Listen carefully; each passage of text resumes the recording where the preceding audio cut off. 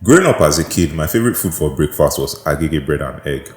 My fellow Nigerians know what agege bread is, but for those who don't know, agege bread is typically sold by a salesperson. We call them hawkers. And in my experience, she's typically a female. She looks something like this. The hawker sells by walking through neighborhoods, and while she walks through neighborhoods, she has like an advertisement she does, something of a rallying cry. And when you hear the rallying cry, you know what time it is. You could be in the middle of your sleep.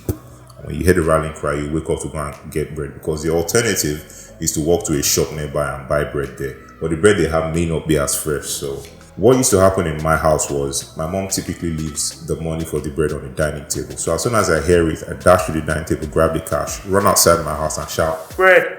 She will come to the gate of my house. I buy bread for myself and whoever else is having breakfast in the house.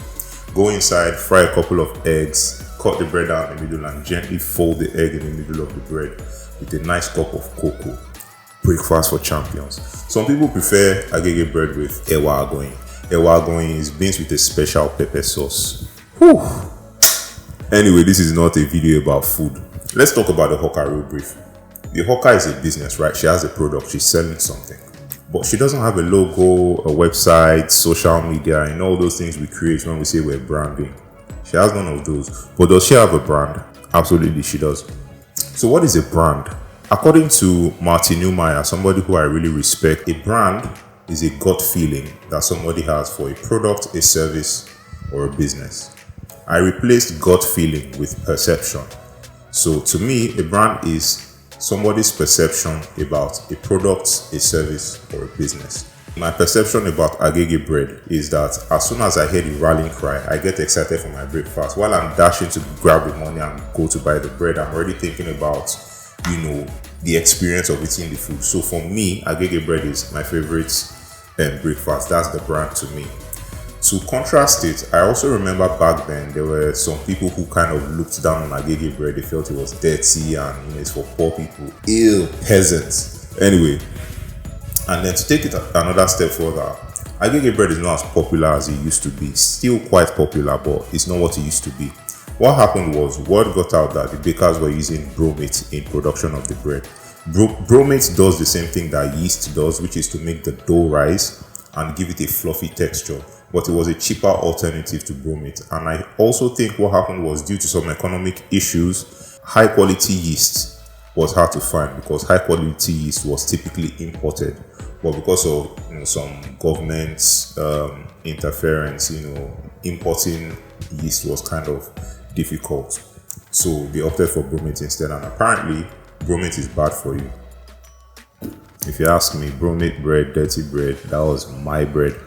Anyway, I'm just giving you three different perspectives of the same product.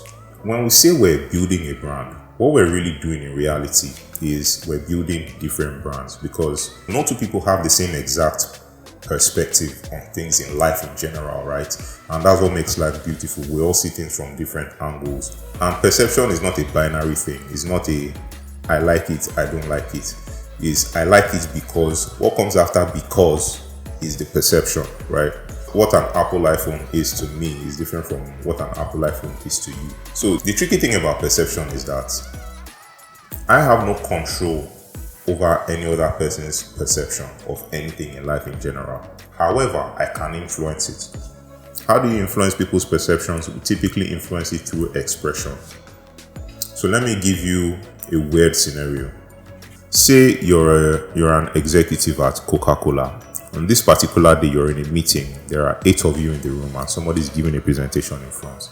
Everybody is listening intently to what the person is saying. The room is moderately quiet, And then all of a sudden, one of your staff members barges in through the door, shirtless, waving a stick and screaming at the top of his lungs.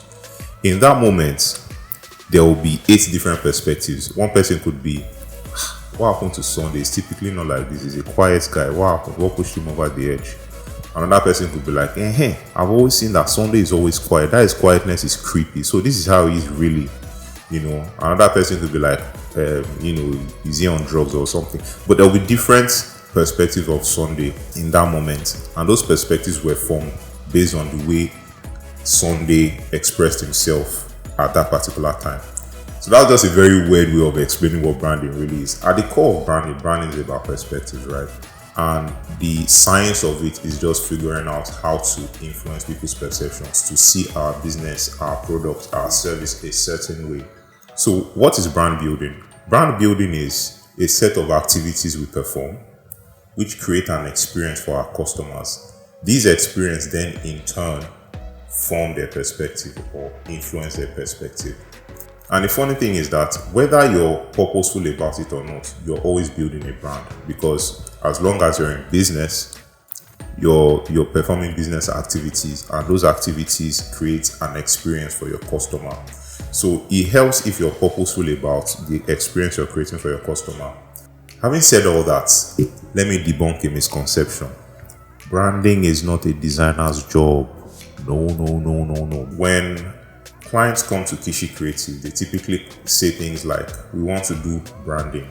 But what they really mean is they need visual identity in some sort of way. So they need like a logo, they need us to help them with their full visual identity system, or they want us to help them design their website or some other brand communication material typically. The designer's job is to help you develop a set of tools, communication materials, visual identity, websites. These tools are meant to support your brand building efforts. So while designing, your visual identity is also a part of brand building. In the grand scheme of things, it's just a needle in a haystack.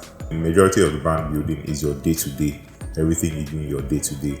Brand building continues long after the designer has done his job. Like I said, whether you're purposeful about it or not, you're brand building, right? Let's take Coca-Cola briefly. Coca-Cola has been in business for over 130 years. That's 13 decades of brand building, and they continue brand building as we speak. That's billions of dollars spent on brand building. I say that to say this. First of all, you need to be purposeful, then you need to invest in brand building. So money, time, effort, creativity, it does something to the present and future success of the business. Yeah, at this point, I think I've waffled on for long enough. The question was, what is a brand? So to recap, what is a brand? A brand is somebody's perception about a product, a service, or a business. At its core, branding is about perceptions. And when we say we're brand building, what we're doing is a set of activities, which is our day-to-day business activities, which create an experience, and these experiences influence our customers' perceptions about us. Brand building is always happening, whether you're purposeful about it or not, so be purposeful about your branding. Branding is not a designer's job. Branding is your job. Branding takes a lot of investment of resources. And finally, Agege Bread is legendary. Thanks for watching.